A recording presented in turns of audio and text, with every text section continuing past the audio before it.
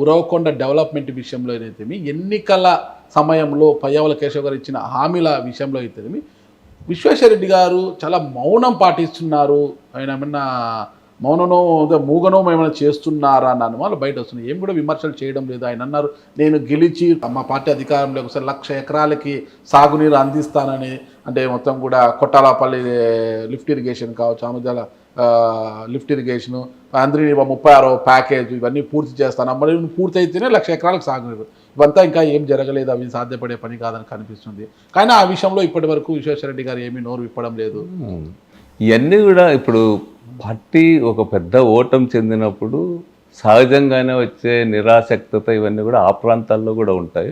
అయినా సరే ఇప్పుడు పార్టీ ప్రతి కార్యక్రమంలో బాగా యాక్టివ్గానే పాల్గొంటారు. పార్టీ కార్యక్రమం మినహాయిస్తే నియోజకవర్గానికి సంబంధించి కేశవ్ విషయంలో విశ్వేశ్వరరెడ్డి గారు ఎందుకు అంత తొందరపడి తలుచుకోలేము మేము.